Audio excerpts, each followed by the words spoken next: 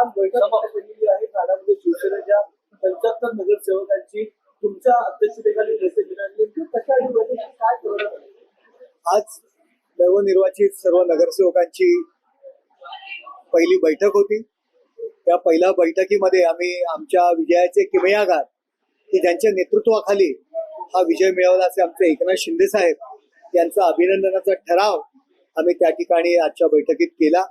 आणि गटनेता म्हणून आमच्या पक्षाचा पवन कदम यांची नेमणूक आज या ठिकाणी आम्ही केलेली आहे, जाहीर झालेली आहे. आणि त्याकरता आजच्या बैठकीचं आयोजन केलं होतं. तर पवन कदम यांची नेमणूक गटनेता म्हणून करण्यात आलेली आहे. काय अनुभव आहे, काय अपेक्षा आहे? आणि आपण देखील एकेकाळी गटनेत्या होतात. या नवीन महानगरपालिकेने पूर्ण सत्ता तुमच्या हातामध्ये आहे, 75 नगरसेवक आहे. अशा प्रकारे अपेक्षा. पवन कदम यांना महानगरपालिकेच्या कामकाजाचा अनुभव आहे. ते स्वतः यापूर्वी त्या महानगरपालिकेमध्ये स्वीकृत नगरसेवक म्हणून त्यांनी काम केलेलं आहे. माझ्या समोर ते स्वीकृत नगरसेवक होते. महापालिकेच्या कामाची पद्धत त्यांना माहीत आहे. पक्षाचे विभाग प्रमुख म्हणून त्यांनी काम केलेलं आहे, काम करत आहेत. आणि शहराबद्दल शिवसेनेच्या तत्व असतील, सामाजिक उपक्रम असतील, त्याचबरोबर महानगरपालिकेतील प्रश्न आहे, त्यांच्या सौभाग्य होते सुद्धा या ठाणे महानगरपालिकेमध्ये उपमहापौर होत्या. आणि त्यामुळे यांना सुद्धा महापालिकेच्या कामकाजाचं ज्ञान आहे, खूप चांगलं ज्ञान आहे. आणि म्हणून त्यांची नियुक्ती यावेळी आम्ही केलेली आहे. काही लोकांनी याच्यावरती आक्षेप घेतला का? अनेक लोकांचे चेहरे देखील समोर येणार होते, परंतु उत्तर आपले नाही, शिवसेना मध्ये अशा पद्धतीचं काही वातावरण नसतं. सर्वांच्या संमतीने पवन कदम यांच्या नियुक्तीला हे मिळालेलं आहे. तर महापौर चेहरा कोण असणार आहे त्याकडे देखील लक्ष आहे. महापौर शिवसेना भाजप युतीचा महापौर असणार आहे. सर, मनसेचे राजू पाटील, सुकांत सुद्धाने आपली एक बैठक पार पडलेली आहे. काय नेमकी बैठकीत चर्चा झाली? कारण पहिल्यांदा महापौर बैठकीमध्ये काय चर्चा झाली? आज कोकण आयुक्तांकडे पाठिंबा जाहीर केलेला आहे मनसेनी. शिवसेनेला 5 नगरसेवकांनी कल्याण डोंबिवली महानगरपालिकेमध्ये. आणि त्या संदर्भात कोकण आयुक्तांना भेटण्याकरता आम्ही गेलो होतो. ठाकरेंच्या शिवसेनेचे 4 नगरसेवक देखील आपल्याला पाठिंबा देणार आहे अशी देखील चर्चा आहे. काय माध्यमांमध्ये चर्चा आहे, मला अजून काही त्याची कल्पना नाही. पण हिंदुत्वाच्या नावाने ठाकरे असेल, राज ठाकरे असेल, हिंदुत्वाच्या नावाने विचार करतात. लोकसभेला देखील पाठिंबा दिला होता. राज ठाकरे लोकसभेला देखील पाठिंबा दिला होता. हिंदुत्वाच्या विचारावर दोन्ही सभे चालू झाली आहे. ठाकरे विचाराला दोन्ही पक्षाचे नगरसेवक आहेत. हे बघा, मनसे म्हणजे काय MIM नाहीये. त्यामुळे मनसेनी जर आम्हाला पाठिंबा दिला असेल तर त्याच्यामध्ये कोणाचं ऑब्जेक्शन नसावं. स्थानिक वातावरण असतं, स्थानिक राजकीय काहीतरी गणित असतात, त्यानिमित्त त्यांनी आम्हाला पाठिंबा दिलेला आहे. त्याच्यामध्ये कोणाला ऑब्जेक्शन घेण्याचं कारण काय? पण आपण निवडणुकीमध्ये एकमेकांचे विरोधात पेटलेले होतात आणि लोकांनी देखील त्याच प्रकारे केलं होतं. हे बघा, राजकीय निवडणुका बरेच जण एकमेकांच्या विरुद्ध लढतात, नंतर त्यांच्यामध्ये युती होते, कोण कोणाला पाठिंबा देतं. यामध्ये ऑब्जेक्शन घेण्यासारखं काही नाही.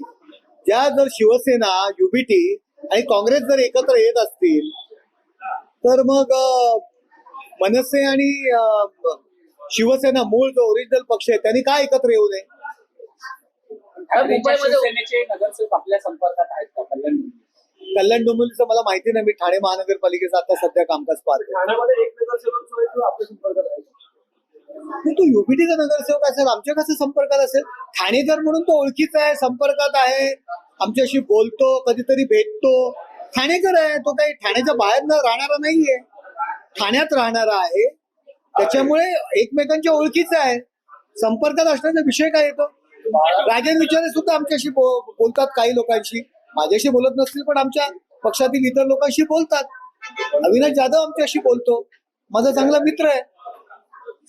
एकमेकांशी बोलणं म्हणजे ते आमच्या पक्षात नाहीये आले असं होत नाही.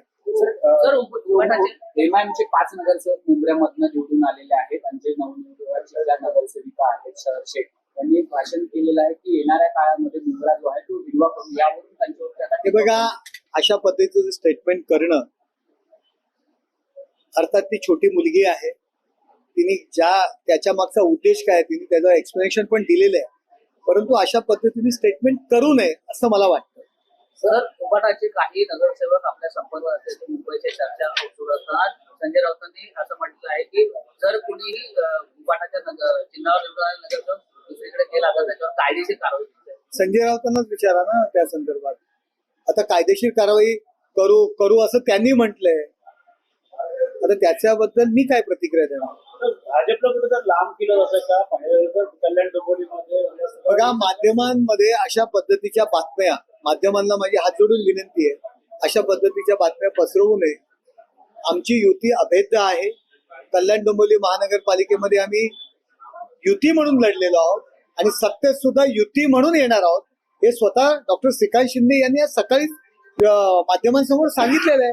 त्यामुळे वारंवार अशा पद्धतीच्या बातम्या पसरवणं हे योग्य नाहीये. तर भाजपच्या अनेक नेत्यांनी या जो मनसेने आपल्याला पाठिंबा दिला याबद्दल भाजपच्या अनेक नेत्यांनी अशी प्रतिक्रिया दिली आहे की जर त्यांना विकासाबरोबर यायचं तर आम्हाला काही अडचण हा, मग विकासासाठी सर्वजण एकत्र येतात. त्या ठिकाणी आमची मेजॉरिटी आहे. तरी सुद्धा मनसेने आम्हाला पाठिंबा दिला. आम्ही त्यांचं स्वागत केलेलं आहे. शिवसेना भाजप युतीचं सरकार असताना ज्यावेळी राष्ट्रवादी बरोबर आली त्यावेळी आमची संख्या पूर्ण होती. तरी सुद्धा राज्यात आम्ही राष्ट्रवादीला बरोबर घेतलंच ना. त्याच्यामुळे यावरती कशाला ऑब्जेक्शन पाहिजे. प्रस्ताव पाठवला होता. नाजीबुल्लांचं म्हणणं आहे आम्हाला प्रस्ताव आला नाही समजा आणि मात्र वेगळे लढते येणाऱ्या काळात जर प्रस्ताव आला तर कसला प्रस्ताव पाठवायचा आणि कुणाला पाठवायचा. सत्तेमध्ये असणारे जे आहे कोणाला प्रस्ताव पाठवायचा. नजीबुल्लांना. आम्ही कशाला प्रस्ताव पाठवू. त्यांनी वेगवेगळ्या निवडणुका लढलेल्या आहेत. त्यांनी आधीच सांगितलेलं भाजपबरोबर आम्ही जाणार नाही म्हणून. आमची शिवसेना भाजप युती आहे. भाजपबरोबर जाणार नाही आधी प्रेस कॉन्फरन्स मध्ये सांगतात आणि नंतर त्यांचे अध्यक्ष म्हणतात की आम्हाला प्रस्ताव पाठवलेला, आम्हाला बोलवलं नाही. आम्ही कशाला बोललो तुम्हाला. सर गेल्या काही त्यांची निवड झाली आहे. नजीबुल्ला यांनी ते देखील आपले चांगले मित्र आणि गेल्या अनेक वर्षांपासून त्या सभागृहामध्ये आहे. आता पुन्हा गटनेते म्हणून ते सभागृह बसणार आहे. नजीबुल्ला यांनी आमदार व्हावं अशी माझी प्रामाणिक इच्छा आहे. मी त्यांना गटनेता म्हणून शुभेच्छा नाही देणार. मी त्यांना आमदार व्हावं, त्याला बेस्ट ऑफ लक पुढच्या आमदारकीसाठी अशा शुभेच्छा त्यांना देईल. गेल्या काही दिवसापासून चर्चा सुरू आहे. स्वतः राज्याचे उपमुख्यमंत्री एकनाथ शिंदे हे दिल्ली वारी करत आहेत. कुठेतरी दिल्लीत जाऊन त्यांना त्या ठिकाणी महापौर बसवण्याची चालना दिली. हे बघा, ह्या माध्यमांद्वारे संजय राऊतद्वारे ज्या काही बातम्या पसरवल्या आहेत त्यावर मला वाटतं आम्ही काही प्रतिक्रिया देणं उचित ठरत नाही. एकनाथ शिंदे यांची उंची गाठण्याकरता संजय राऊत यांना खूप वेळ लागणार आहे. त्याच्यामुळे आम्ही याच्यावरती काय प्रतिक्रिया देणं आम्हाला योग्य वाटत. लोकशाही मराठी ऐका, पहा, जागरूक रहा.